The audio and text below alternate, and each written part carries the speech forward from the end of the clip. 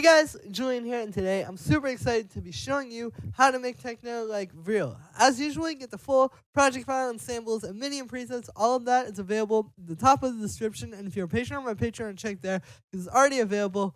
And yeah, here we go. So, first sound we've got here is a stab, which sounds like this.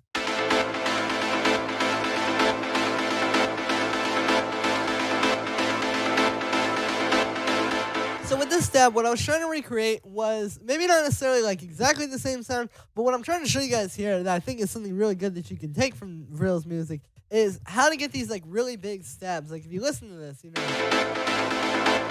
it's not that same sound as when you just like, you know, grab a stab and just drop it into your project file. You know, this is very big, it's full, it takes up the whole frequency spectrum, and it really like fills out the track, because a lot of times with these tracks, you know, it's this kind of like dubby style where it's not a lot going on. It's oftentimes just like the kick, a little bit of noise, and the stab like this. So you got to make your stabs really big. If you just take it and like just make something small with a synth, or just take a little tiny stab sample and bring it in, it's not going to fill it out. But yeah, so the way I've done this one is essentially with two layers. The first one we got here is this analog, which you can hear is filling out the high end. So what this is doing is it's just playing an A minor chord. That's the key that we're in, is A minor. You can see just playing, yeah, straight A minor. There's the pattern. And then what I've done is I've added this MIDI chord here. So if you turn this off, there's the A minor chord. And what this is doing is just every single note that you're playing here, it's playing 5 notes up from that. So it's like the same thing as if I just was playing and I did like this. Like say I want to play C. Instead of playing C, I would play C and F at the same time. It's doing that with every note in the chord. So it gives you this kind of cool thing. And this other stab here is a little bit more simple. So it's like even just having those two playing off of each other like that is giving you a little bit more depth, and it's making the overall stab sound a lot bigger. For the sound, it's just analog. You can see we just got a saw wave going into a bandpass filter with a bit of an envelope on it. Then we got the amp envelope set like that. We have just a bit of vibrato and a bit of unison. You can hear the unison actually makes it really big and full. And then the last thing we have there is just a bit of saturation, and that's it for the first layer. And then the second layer of the stab is a little bit more simple. You see, this is just this famous old school stab. And then I've just brought it in here, and then what I've done is we've got a filter on it. You can see the filter right inside the simpler, and then I have an envelope on that filter. And this is just playing single notes, no chords here. But yeah, very simple. It just because like I didn't want it to be just so in your face. This one's more for the body. And then the synth is the one that's sitting on top. So when you're layering like this, you know, it's all about getting sounds that are going to complement each other, and not just two sounds that are going to be like, you know, like if this was in the high end like this, you can see now it doesn't fit so well with that other one. And we just got a bit of a high pass filter on that. And then on the group of these, I have a bit of echo and some reverb. Yeah, you want these to be very big and spacey. And also, this is good because it helps to kind of obscure the actual sound a little. Like, you're not just getting that same pattern. You have some more cool rhythmic stuff happening and some more like atmosphere in the sound. Then we just have a bit of drum bus and some saturator. So here's without these. And then with. So you can see the drum bus just gives us a little boost going into the saturator, and the saturator is hitting pretty hard. So again, we want these to sound really big and full. And then the last thing here is just an EQ8, which is cutting there, and then boosting the highs a little bit. And then the last thing here is just this auto pan, which is giving it this like quarter note pulse to make it sound like it's being sidechained to the kick. This really, honestly, just gives it some cool rhythm, because you have this da-da-dun-dun-da-da-dun happening underneath this, and then you're getting these like kind of dips like that. And yeah, that's it for the stab. After that, we have the kick, which sounds like this.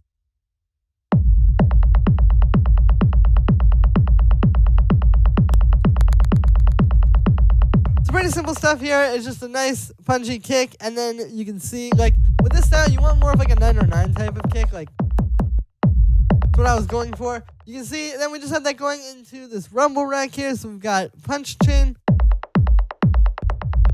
And then the rumble. And that little click you're hearing is from this send down here, which I'm going to talk about in a moment. But yeah, then on the rumble, you can see we just have delay going into a distortion,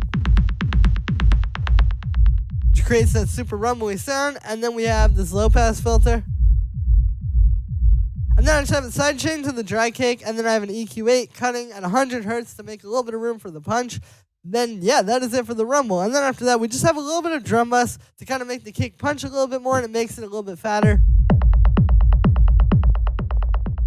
You can hear it also kind of puts the rumble and the punch in a more even place. And then the last thing on here is just an EQ8, which is boosting the low end a little bit, and then making a little tiny cut in the low mid-range to cut out some mud. And that is it for the kick. After that, we have this little percussion thing here, which sounds like this. So what this is it's just these two different sounds. We have like this clap here.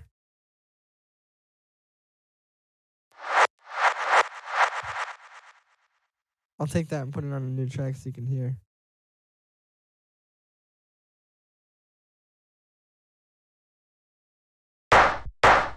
So you can see, like, we just took that clap and then this tom.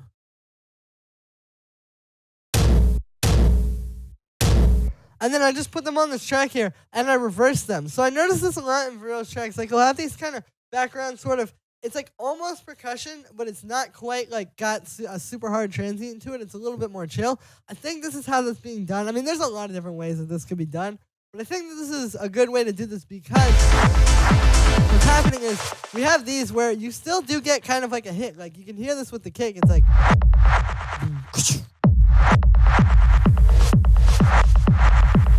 you know, it's like it's all still kind of happening rhythmically with the track, but it's not quite some percussion. Like, there's something a little bit otherworldly to it.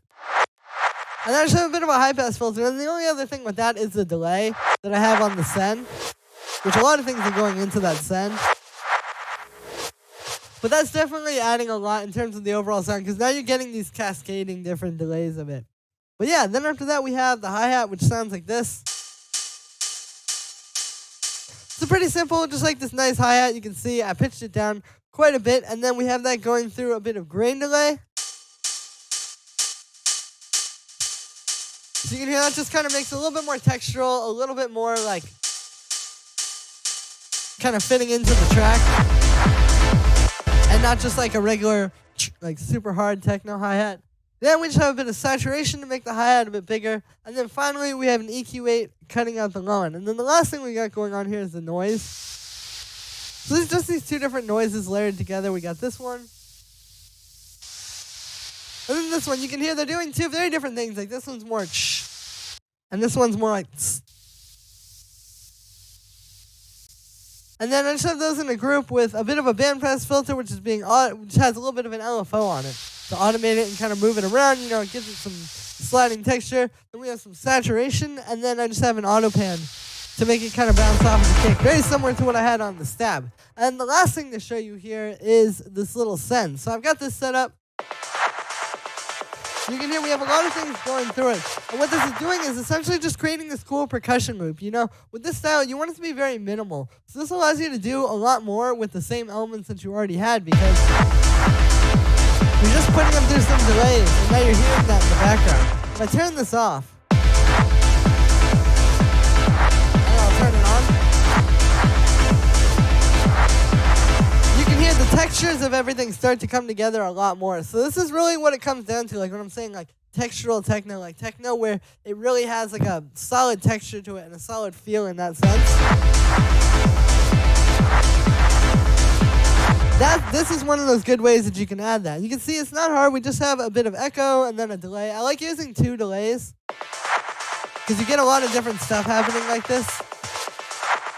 It really brings it to life. And then we just have some saturation and auto pan so it doesn't get in the way of the kick. And then just a high pass filter. And like I said, very simple, but it's just a good way to take the things that you already have and get a lot more mileage out of